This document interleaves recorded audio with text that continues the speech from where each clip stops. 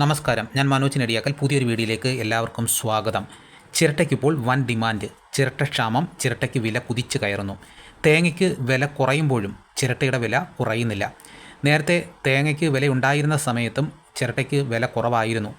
ഇപ്പോൾ ഇതിൻ്റെ ഗുണങ്ങൾ ആൾക്കാർ മനസ്സിലാക്കി കഴിഞ്ഞതിന് ശേഷമാണ് ഇത്രയേറെ ഡിമാൻഡ് വർദ്ധിക്കാനുണ്ടായ കാരണം. സൗന്ദര്യവർദ്ധക വസ്തുക്കൾ, ജലശുദ്ധീകരണം എന്നിവയ്ക്കായി തമിഴ്നാട്ടിലെയും കർണാടകയിലെയും വ്യവസായശാലകളാണ് ചിരട്ടയുടെ പ്രധാന ഉപഭോക്താക്കൾ. എന്നാൽ ചിരട്ട വേർതിരിച്ച് വിറ്റാൽ മാത്രമേ കർഷകർക്ക് ഈ വിലക്കയറ്റത്തിൻ്റെ പ്രയോജനം ലഭിക്കുകയുള്ളൂ. ഇറ്റലി, ജർമ്മനി, ചൈന എന്നിവിടങ്ങളിലേക്ക് ചിരട്ടക്കരിയുടെ കയറ്റുമതി വർദ്ധിച്ചിട്ടുണ്ട്. കർണാടകയിലെ തുങ്കൂർ, തമിഴ്നാട്ടിലെ കാങ്കയം, ഉദുമൽപേട്ട എന്നിവിടങ്ങളിലെ 40ഓളം ചിരട്ടക്കരി ഫാക്ടറിയിലേക്കാണ് കേരളത്തിൽ നിന്ന് ചിരട്ട പ്രധാനമായും കയറ്റി അയക്കുന്നത്. പിച്ചച്ചിരട്ട എന്ന പേരുദോഷം മാറി ചിരട്ടയ്ക്കിപ്പോൾ പ്രതാപകാലമാണ്. കയറ്റുമതി കൂടി, വില കുതിച്ചുയരുകയാണ്.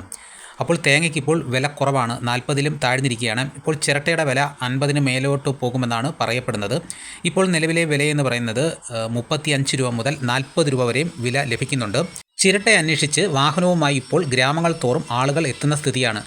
നാളികേരം കൊപ്ര ആക്കുന്നവർക്കും വെളിച്ചെണ്ണ എടുക്കുന്നവർക്കും ഇതോടെ അധിക വരുമാനമായിരിക്കുകയാണ്. ഏറ്റവും ശ്രദ്ധിക്കപ്പെട്ടിരിക്കുന്ന കാര്യം എന്ന് പറയുന്നത് തേങ്ങയ്ക്കും വെളിച്ചെണ്ണയ്ക്കും വില കുറഞ്ഞിട്ടും ചിരട്ടയുടെ വില കുതിച്ച് കയറുകയാണ്. ഈ ചിരട്ടയുടെ ആവശ്യങ്ങളെക്കുറിച്ചുള്ള കൂടുതൽ കാര്യങ്ങൾ ജനങ്ങൾക്ക് അറിയില്ലായിരുന്നു. ഇപ്പോഴാണ് കൂടുതൽ കാര്യങ്ങൾ എല്ലാവരും മനസ്സിലാക്കി കഴിഞ്ഞപ്പോഴാണ് ഇത്രയേറെ ഡിമാൻഡ് വർദ്ധിക്കാനുണ്ടായ കാരണം. കരി എടുക്കാനും ഓയിൽ എടുക്കാനുമാണ് ചിരട്ട കൂടുതലായി ഉപയോഗിച്ചിരുന്നത്. ഇപ്പോൾ ചിരട്ടയുടെ ഉപയോഗം മറ്റ് പല മേഖലകളിലേക്കും വ്യാപിച്ചെന്ന് വ്യാപാരികൾ പറയുന്നു. വെള്ളം ശുദ്ധീകരിക്കാൻ വ്യാപകമായി ഉപയോഗിക്കുന്നു. ഉയർന്ന ആഗിരണ ശക്തി ഉള്ളതിനാൽ വായു ശുദ്ധീകരണത്തിനും ജലശുദ്ധീകരണത്തിനും ചിരട്ടയിൽ നിന്ന് നിർമ്മിക്കുന്ന ഉത്തേജിത കരി വ്യാപകമായി ഉപയോഗിക്കപ്പെടുന്നുണ്ട്.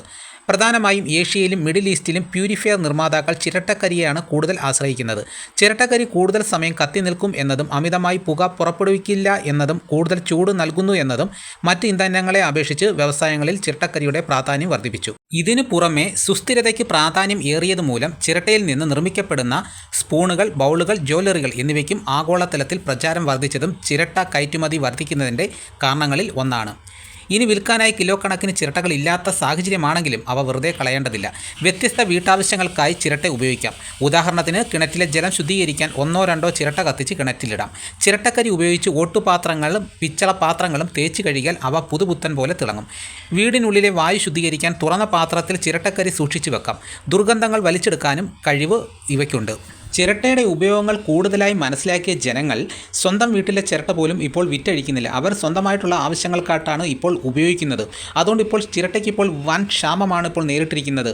ചിരട്ടയ്ക്ക് വേണ്ടിയിട്ട് ആളുകൾ ഓടി നടക്കുകയാണ്. ചിരട്ട കിട്ടാത്ത ഒരു സ്ഥിതിയാണ് ഇപ്പോൾ ഉള്ളത്. വീട്ടിൽ ചിരട്ടയുണ്ടെങ്കിൽ വെറുതെ എടുത്ത് കളയരുത്, പൊന്നിൻ വിലയുണ്ട്. ഇതോടുകൂടി വീഡിയോയുടെ പൂർണ്ണമാകുന്നു.